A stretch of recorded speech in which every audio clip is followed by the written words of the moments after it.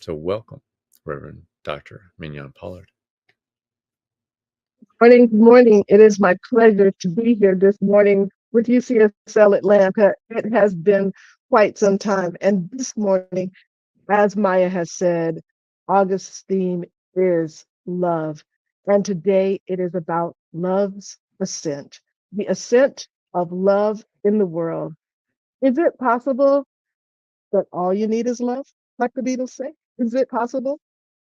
Most of the world religions believe so. In every major religion, believing that love is the way. And today we're going to use the gateway through Buddhism and Christianity, two seemingly opposite ways, but indeed they share the major pathway of love as the way to heal the world. So in Christianity, it says to you, bless them that curse you and pray for them which despitefully use you. Or the Message Bible says, when somebody gives you a hard time, respond with energies of prayer for that person. And Buddhism says loving kindness. First, give loving kindness to yourself, and then give loving kindness to them all. And we have to believe that love is the great healer. So Centers for Spiritual Awareness is using Thich Nhat Hanh's teachings on love. And in my own meditations around love, which began before this month, my own meditations of love, I was looking for New Thought teachers, and I came upon a Unity minister, Stella Terrell Mann, who wrote a book, Change Your Life Through Prayer. That's her most famous book, Change Your Life Through Prayer. And she wrote a second book, Change Your Life Through Love.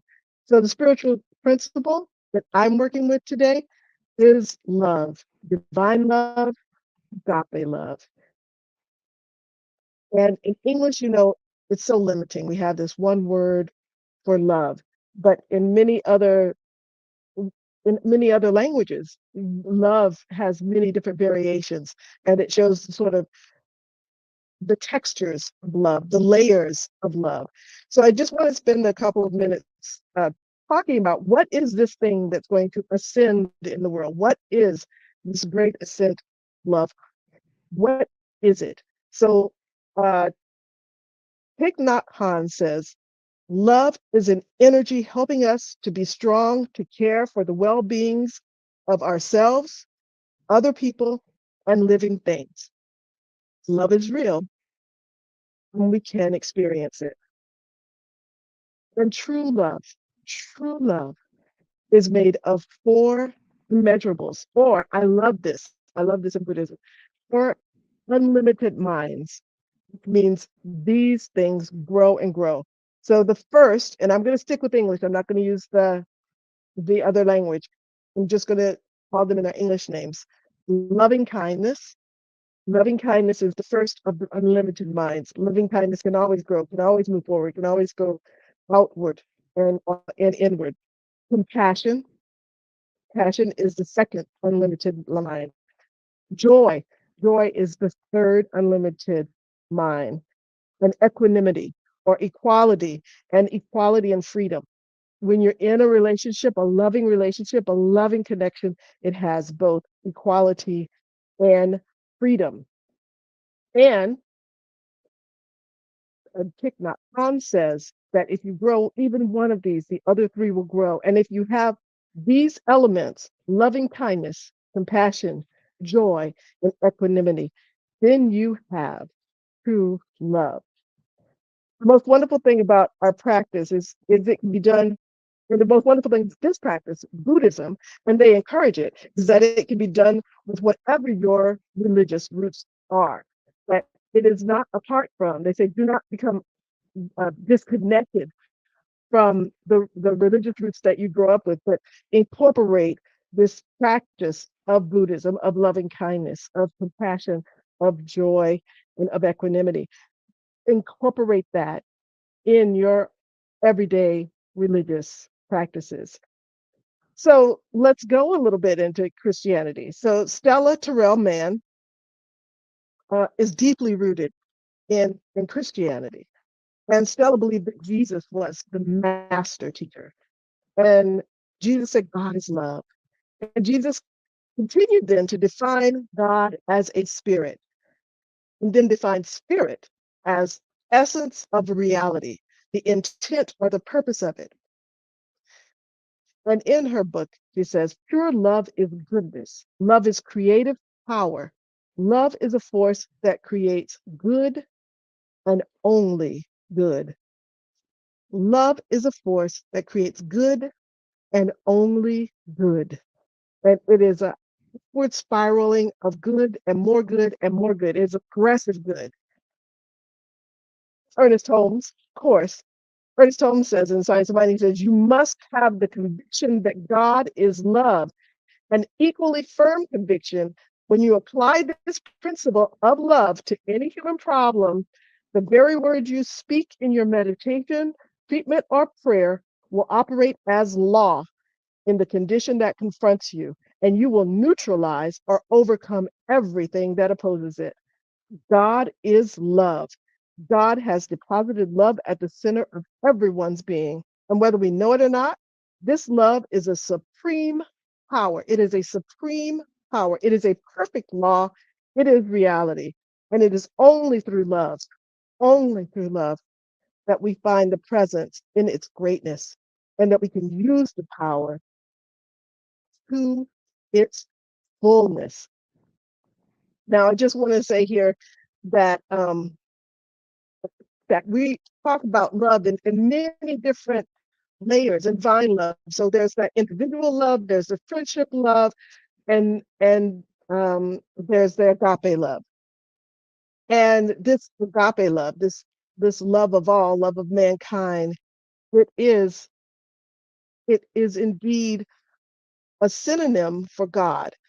And I love it. So let's put up slide one. Stella Carell Mann says that God is love at work. Love is God at work. God is love at work, and love is God at work. And so I have to share with you. So I have to share with you words directly from Stella's book. I have to. Change Your Life Through Love was written in the 1940s, in 1949, sort of right after World War II. And people were dealing with some harsh realities of what had happened in the world. With the ending of World War II, with the freeing of the Jewish people from the Nazi concentration camps, and new thought scholars, philosophers were struggling with this idea, with ideas of what was going on in the world. How could all this chaos and turmoil and hate and destruction be happening in the world? And what does that mean? When we come back to the core essence of our beliefs, that love is the greatest power in this world, that love overcomes all. When we come back to that very essence, to that very belief, then we can come to these words, not just that individualized love, what we have between one another, but this love for mankind.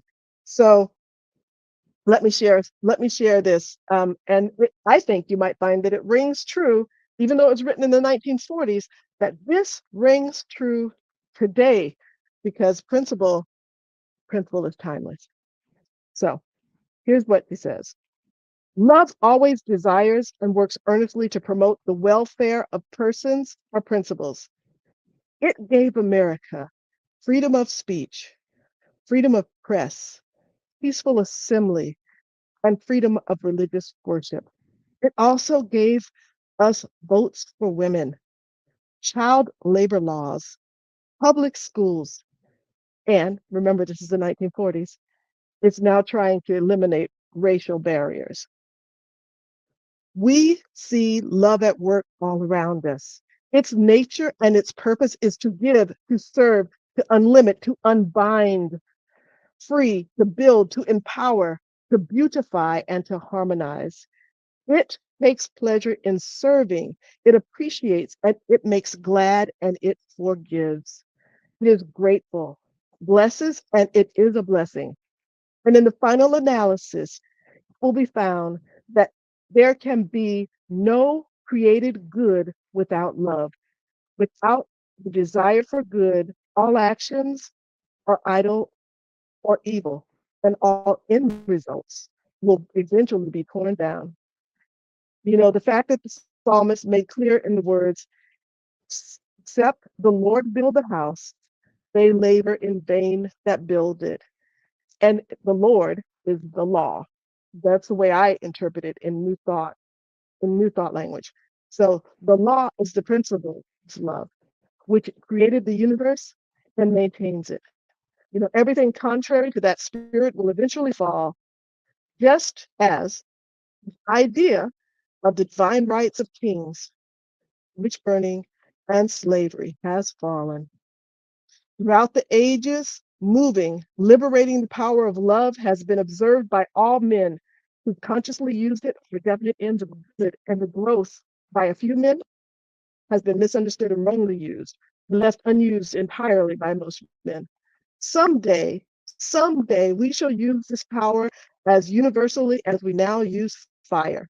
We will learn then to work with the nature at source, and at our present failures in personal and national life, all of our present failures in personal and national life can be traced to attempts to work against nature in one way or another. We could spend the rest of our lives talking about love and never say the final word, but we sum it up simply by saying God is love at work, and love at work is God. And when we are working with love, we are working with and for and through and as God. Love is the fervent desire for the progressive good of all, the most earnest effort to promote the welfare of all. And then she says, continuously, constantly, over and over again, we must love or we perish. As a people, we must learn to love or we shall perish as a people. Christianity, love, that highest principle, holding it. Now, as I'm expanding that meditation on love, as I'm expanding those ideas of love, as I'm knowing that love is working for the good of all, and if it's not good, and if it's not working for the good of all, it's not working in love. It's not lifting humanity. It's not raising that vibration of earth. And that is what's ours to do, to help to raise that vibration, to help to work in love, to actually be love in action. Now, whenever I think of Buddhism and I think of my relation to it, I think of a very brief friendship I had with a writer, and her name was Faith Dele, or Faith Adiel, I think is how she says it now. She's a biracial woman, Nigerian and Nordic American. And her first book she wrote in 2004. She's many more since then, but I knew her when she was in the process of writing her first book. And her first book was Meeting Faith, Forest Journals of a Black Buddhist Nun. Meeting Faith, the Forest Journals of a Black Buddhist Nun. It's a coming of age book. It's a reflection of as a search for self and a search for peace. And she found that peace, and she found herself in Buddhism, and she found parts of herself as one of the first, if not the only, if not the very first, one of the first Black Buddhist nuns in Thailand, where she shaved her head, went through all of the 17 hours of silent retreat. So when I met her, she was in the process of writing this book. And it's one of the few times. So when I think of Buddhism, I think of faith, because I think of our friendship. And our friendship was spent with many hours with very few words. It was a space of silence. It was um, it was sitting and being completely in each other's presence. Sometimes there was words, sometimes there weren't words. Um, I think of measured emotions as one form of love. And I was listening to Thich Nhat Hanh's book, on audio tape. So listening to his very voice, and I heard him say, practicing mindfulness, because I think that's what it was, sort of sitting and being fully present, practicing mindfulness and being fully present in the moment, deep listening and loving speech. That is the greatest gift you can give someone. You you you must be there. It's the highest form of love. You must be there for yourself. So you must be able to sit with yourself, be able to go inward in yourself, to sit in the silence, to be in that your energy of yourself, and then you can be able to give that energy of love, that energy to others. And love heals. It heals pain, it heals sorrow, and it is definitely a way in which to raise the vibration of the world. The first step, the very first step to raise that vibration begins, as we know, everything begins. It begins inside and it radiates outward. So, in order to help begin to raise that vibration, you can practice fully being there, fully being there for someone else. I know in different stories, I've heard of people who have just about everything, and they have the kids, and the kids can have anything in the world, but what the children want more than anything else is the attention of their parents. What they want is the loving presence, the loving kindness, the kind words, the fully present aspect of their parents with them. That's one of the most loving things. And that is one of the most loving things you can do in friendship. It's one of the most loving things you can do in your job, is to practice that mindfulness and be fully, fully present. That will help raise the vibration of the world. So we're going to practice self-love. It begins with self-love, to have that stillness, to have that energy of peace. I don't know if you've ever been around someone, they just walk in the room and the whole energy of the room just kind of goes down to this wonderful mellow space. That's possible.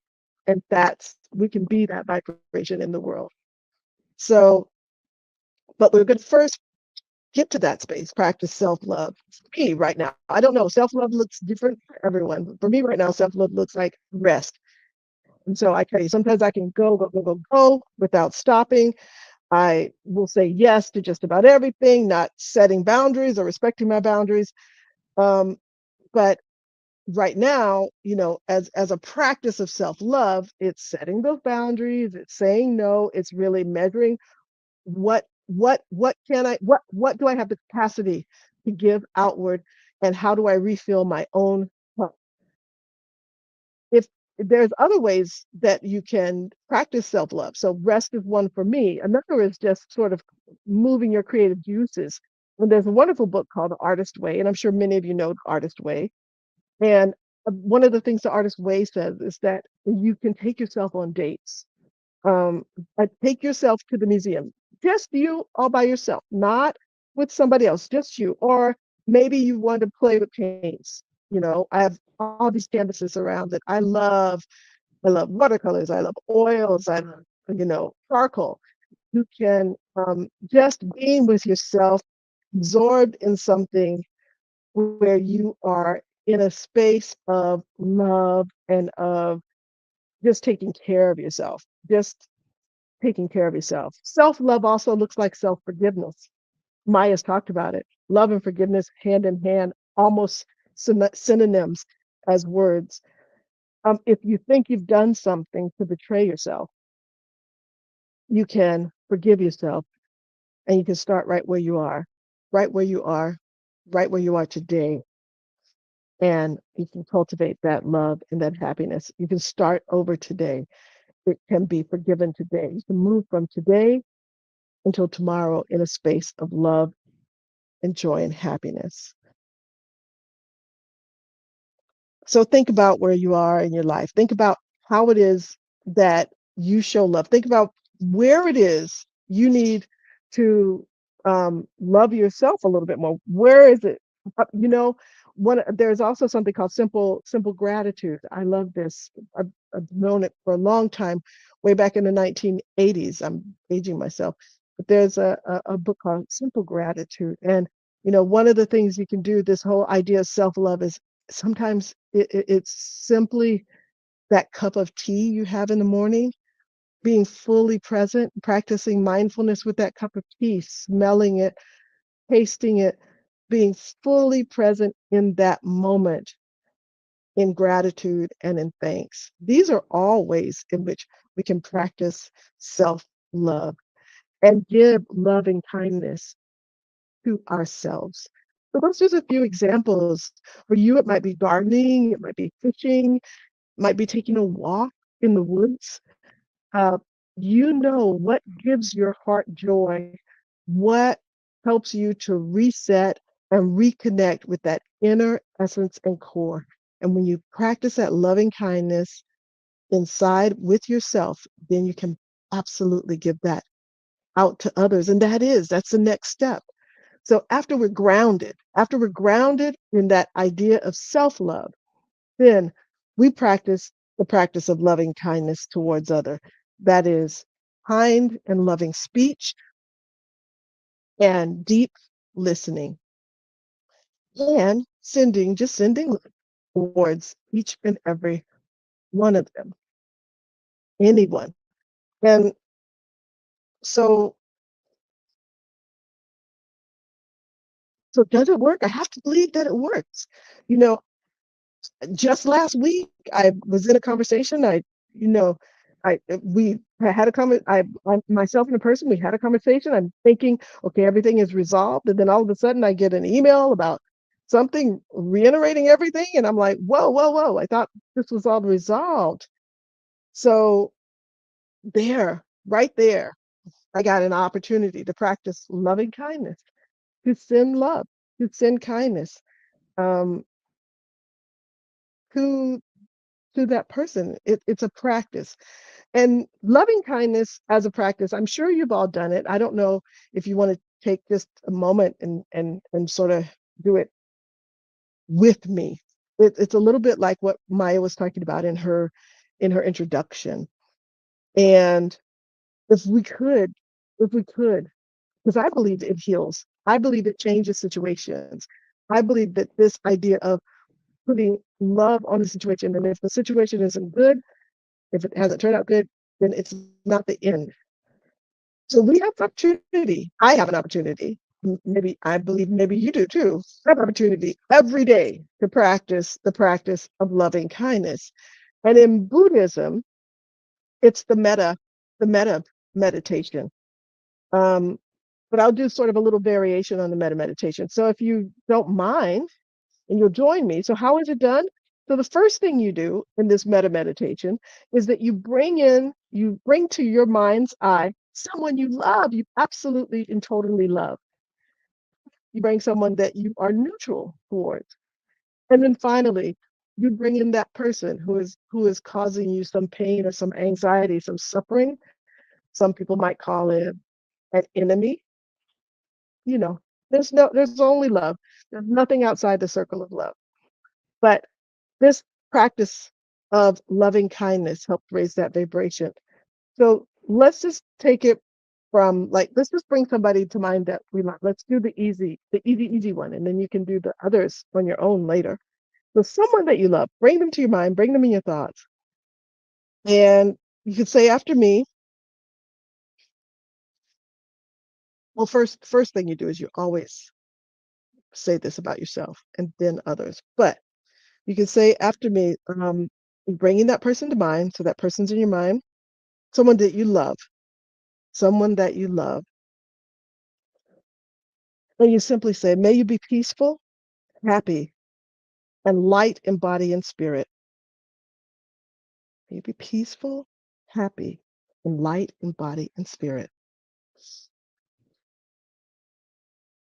May you be free from injury. May you live safely. May you be free from disturbance, fear, and anxiety. May you live in freedom and abundance. We know from our teaching that what we desire for others it's a boomerang. We desire it absolutely for ourselves. And that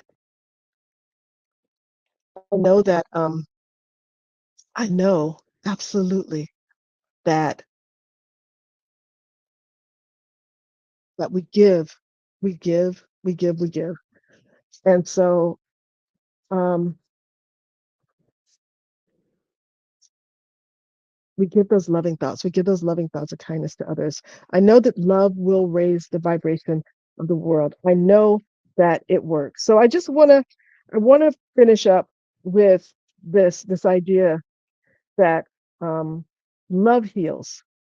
Absolutely, love heals, and love works. And if it's not for the good, if whatever is occurring that you're seeing in the world is not for the good of all, then it's not the end. So let's just quickly take this message into prayer. Okay, let's take this message in prayer.